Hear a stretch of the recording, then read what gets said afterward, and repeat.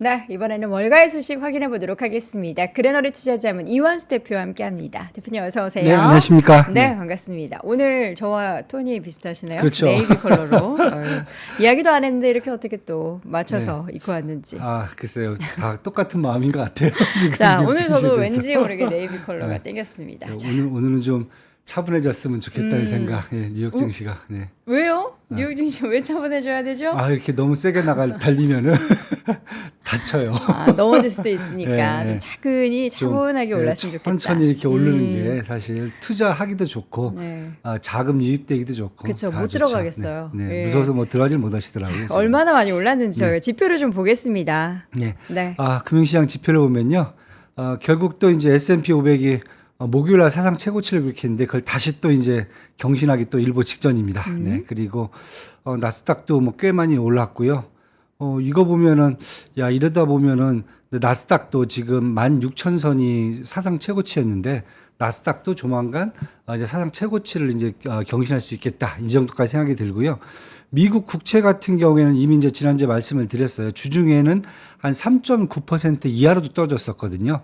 그래서 미국의 재무부가 상반기 국채 발행 계획에서 이제 총액 발행액을 좀 감소시켰고요.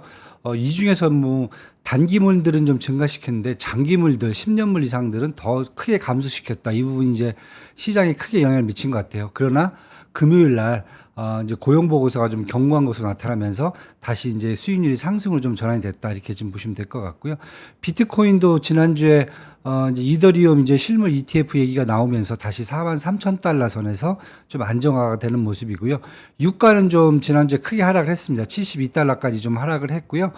다른 것보다 일단은 뭐 한파가 지나가고 나서 주간 원유 재고량이 좀 크게 증가를 했습니다. 그러나 지정학적 리스크, 중동에서 지정학적 리스크는 지금 워낙 지금 커지고 있기 때문에 이제 유가는 조금 더 한번 지켜보셔야 될 것 같습니다. 네.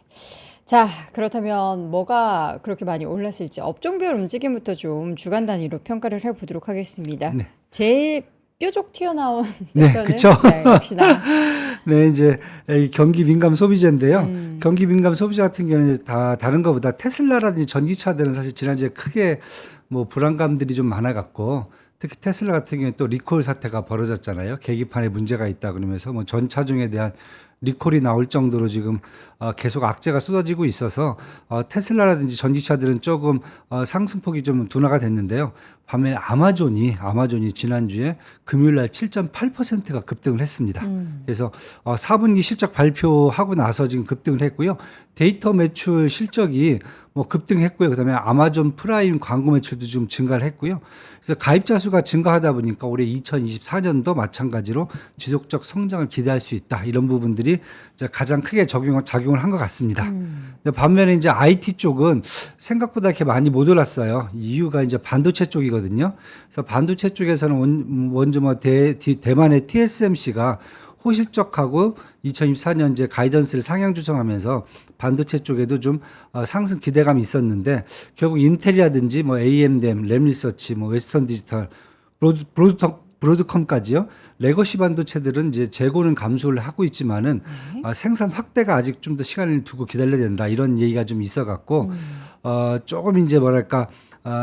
전반적인 매출이라든지 EPS는 시장 전망치에 부합을 했는데 올해 가이던스 문제로 좀 반도체 쪽도 좀 하락을 했어요. 거기다 인텔 같은 경우는 이제 아이오와 공장이 원래 2025년 내년 1월 달부터 이제 가동을 시작한다는데 좀 더 늦어질 수 있다. 연말까지 갈 수 있다. 그리고 정부 보조금도 아직 안 나왔다. 지금 이런 얘기가 좀 있어갖고 인텔도 여기에 대해 그 동반 뭐랄까 좀 주가가 둔화되는 그런 모습이었고요. 반면에 엔비디아만 그냥 사상 최고치 지난주 금요일 날 4.97% 오르면서 사상 최고치를 기록한 정도였고요.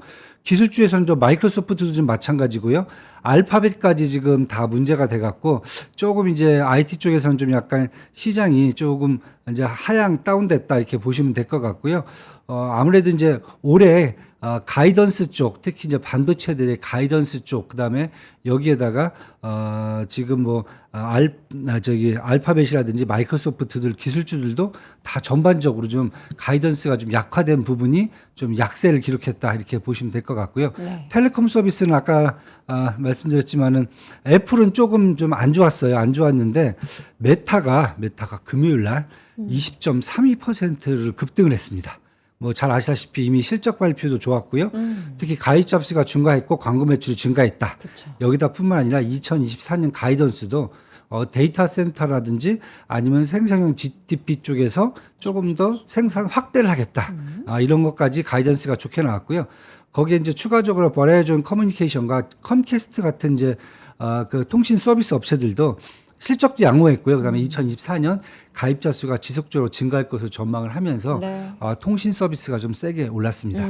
반면에 쭉 보시면은 금융주도 조금 오르긴 했어요. 근데 약간 불안하게 좀 올랐습니다. 왜냐하면 주 초반에 상승세가 좀 이어지긴 했지만은 뉴욕 커뮤니티 은행이죠. 2023년 3월 달에 시그니처 은행을 합병을 했었죠. 근데 어닝 쇼크가 나왔습니다. 그래서 2023년 지역은행 부도 사태가 재발하는 게 아닌가. 이런 불안감에 전반적으로 중소형 은행들이죠. 뭐 시티즌스 은행이라든지 리전스 파이낸셜, PNC 등이 약세를 보이면서 대형주들은 버텼지만은 아마 중소형주 단에서 또 2023년과 같은 일이 벌어지지 않을까라는 불안감이 시장에 좀 반영됐다. 이렇게 좀 보시면 될 것 같습니다. 네.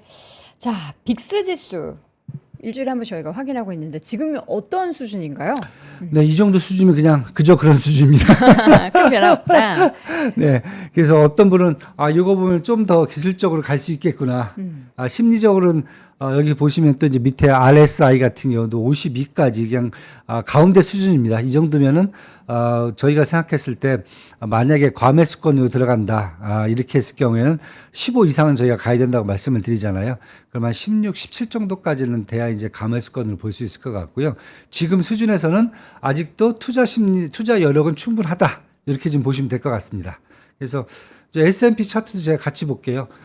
결국은 지금 다시 이제 신고가를 이제 금요일 날 이제 뚫고 다시 또 올라갔어요. 올라가면서 시장이 이 정도면은 저 기술적 조정을 받아야 되지 않겠냐 이렇게 말씀을 하고 계신데 뭐 상대 강도 지수도 한 68 정도로 아직도 약간 과매수가에서 약간 못 미치는 이런 수준이고요. 그 다음에 지금 5일선하고 이평선도 21선하고 60일하고 120선 장단기 간의 지금 이격도도 일단 61선하고는 이렇게 많이 벌어지는 것 같지는 않아요. 그래서 상대적으로 본다면은 추가 매수 여력은 조금 더 있어 보인다. 예, 이렇게 지금 보셔야 될 것 같습니다. 그리고 이쪽 나스닥 차트도 보시면은 아직 16,000선에는 이제 세상 최고치는 도달을 못했는데 계속 이 정도 추세라면은 그냥 16,000선은 이번 달이죠. 2월 달에는 다시 한번 트라이를 할 수 있지 않겠느냐. 그리고 상대 강도 지수도 한 64 정도라고 보면은 사실 지난주에 반도체 쪽에 조금 조정 부분이 전반적으로 시장에서 다른 것보다 이제 반도체의 조정이죠.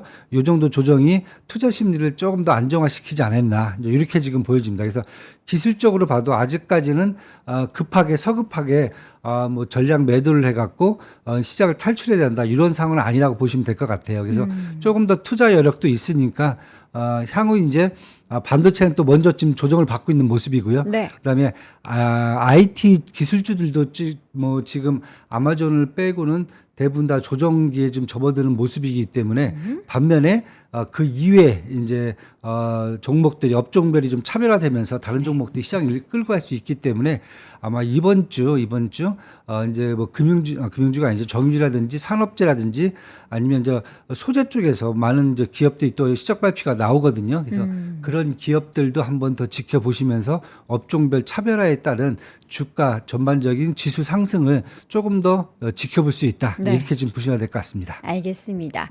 자, 일단 경제지표 발표된 내용 몇 가지 있어가지고 고용부터 좀 확인을 한번 해볼까요? 고용 네. 관련한 데이터. 네, 금요일 날 사실은 저희들이 이제 고용 보고서가 조금 이제 긴장이 됐어요. 네. 근데 아니나 다를까 너무 고용시장이 견고합니다. 그래서 그날 또 이제 오늘부터는 또 이제 여준 의원들이 이제 발언을 할 수 있는 이제 이 시기로 이제 바뀌거든요. 이제 블랙아웃 기간이 끝났거든요. 네. 그러다 그러다 보면 이 교육 지표를 보면서 또 어떠한 또 매파적 발언을 쏟아낼까 이런 생각이 좀 들 정도고요.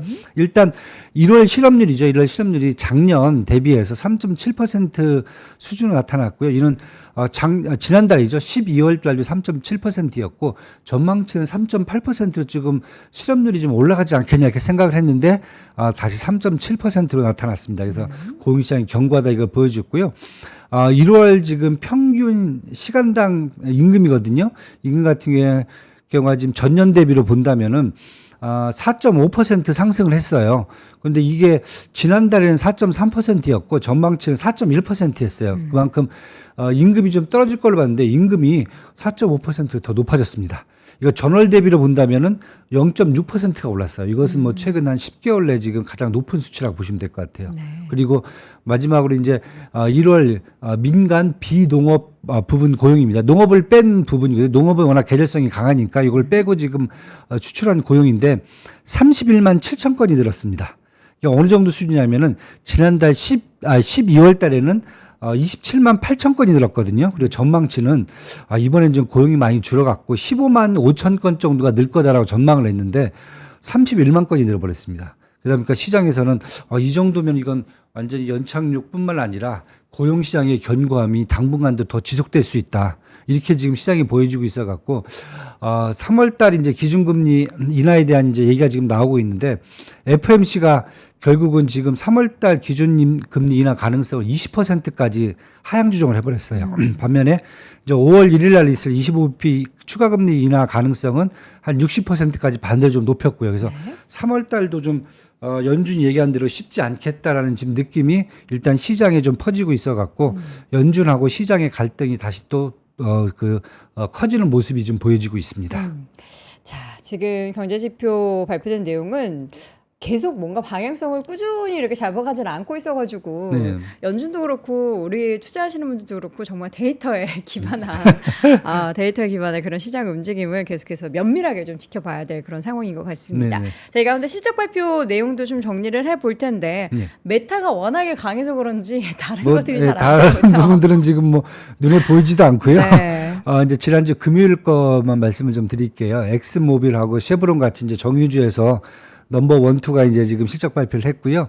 그 다음에, 그 제약업체 중에서 에브비하고 브리스톨 마이어 스킵 두 개, 뭐 미국 내에서 거의 한 5대 제약업체에 들어가는 두 개도 다 어제 실적 발표를 했어요. 그래서 한번 지금 전반적으로 올해 이제 정유주하고 제약주들의 어떤 전망치를 좀 볼 수가 있을 것 같고요. 일단 엑슨모빌하고 쉐브론은 시장 전망치는 기본적으로 상회를 했습니다.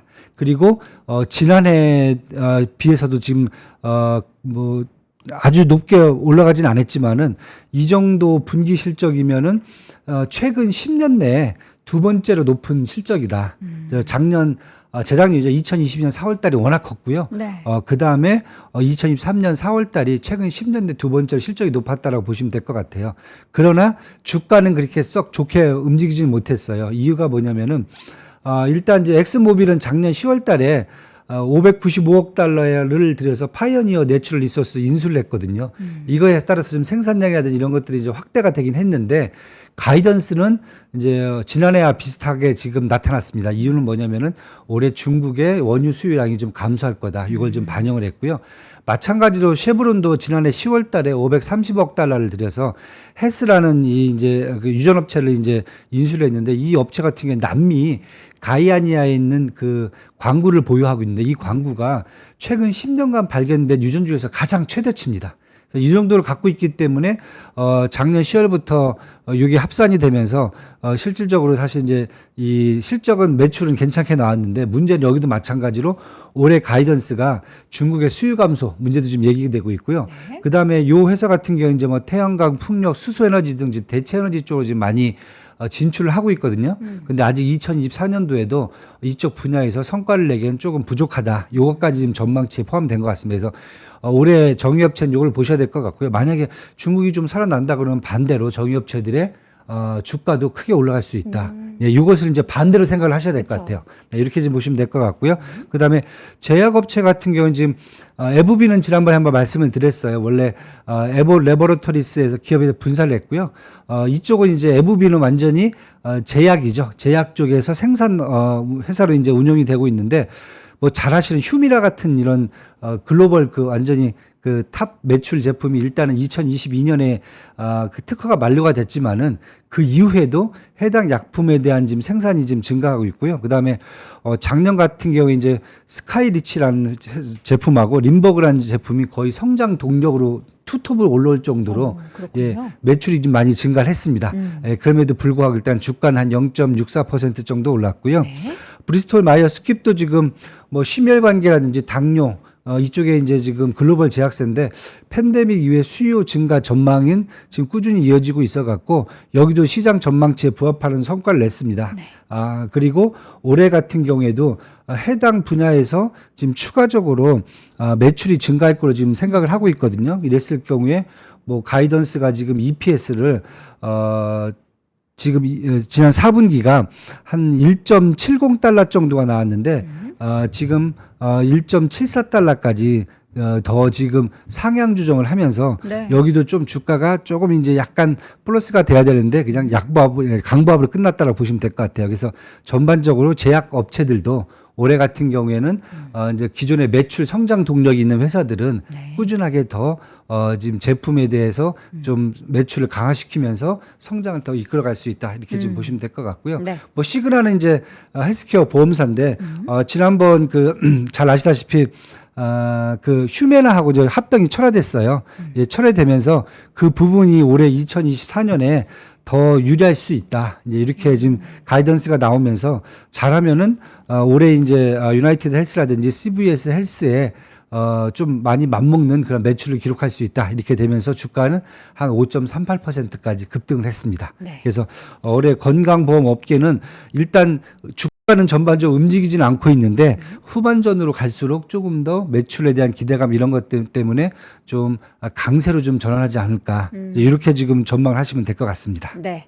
자, 마지막으로 이번 한 주 동안의 주요 일정들 쭉 한번 정리를 해 볼 텐데요. 여러 가지 뭐 지표 발표도 있고 그리고 기업들 실적도 매일매일 아주 많이 네, 매일매일 예정돼 합니다. 있네요. 일단 미국 일정 제가 적어놓은 거 보시면요.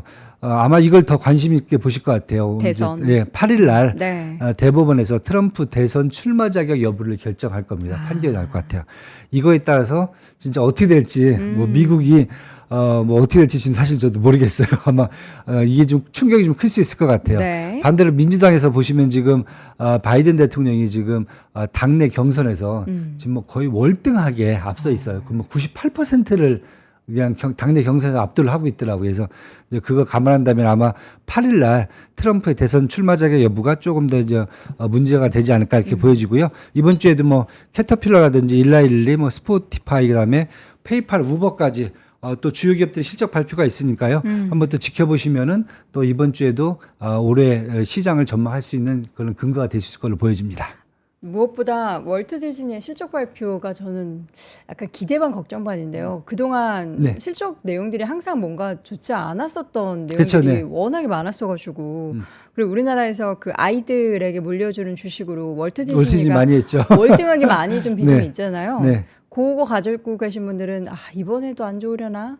그렇죠. 그런 말씀을 하시는데 네네. 일단은 저기를 좀 보셔야 될 것 같아요. 그 월트 디즈니의 그 TV 플러스 그 스트리밍 서비스가 네, 디즈니 과연 플러스. 어느 정도와 디즈니 플러스가 어느 정도 스트리밍 서비스가 나올지. 이번에 네. 그 드라마 뭐죠? 우리나라 드라마 그 조인성 씨와 한효주 씨 나왔던 두 그 글자 막 무빙. 무빙 네. 막 떠다니는 네, 거. 네. 그게 또 돌풍을 그쵸, 맞습니다. 불러일으키지 않았습니까? 네. 그로 인해서 뭔가 좀 효과가 있을 것 같긴 한데 그 그 스트리밍 넷플릭스가 서비스를 한번 지켜보시면은 뭐가 나오지 그쵸, 않을까라는 그쵸. 생각 좀 얼마나 해봅니다. 영향이 저희들이. 있을지. 알겠습니다. 여러분 이번 주에도 이제 실적 발표, 뭐 경제 지표 내용들 굉장히 바쁩니다. 예, 근데 여러분은 바쁘지 않으셔도 됩니다. 우리 또 이원수 대표님이 다 정리해 주실 거니까요. 매일매일 함께 체크해 보도록 하겠습니다. 오늘도 그린어리 투자자문 이원수 대표와 함께했습니다. 대표님 고맙습니다. 네, 감사합니다. 자, 월스트리트 모닝 브리핑 오늘도 1시간 동안 함께 하셨습니다. 월요일 아직도 약간 비가 부슬부슬 오나요? 예, 부슬부슬 내리는 비 분위기 있는 하루 보내시기 바라겠고요. 저는 내일 오전 6시 30분에 다시 돌아오겠습니다. 여러분 고맙습니다. 장 시작 전부터 종료까지 쏟아지는 수많은 뉴스와 정보들. 이 중에서 어떤 것이 투자에 정말 도움이 되는 정보일까요? 3프로의 증시 셔터맨 박근영 마스터가 직접 정보를 선별하고 투자의 힌트를 드립니다.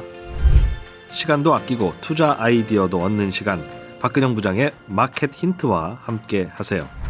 자세한 사항은 3프로TV 앱과 홈페이지를 확인하세요.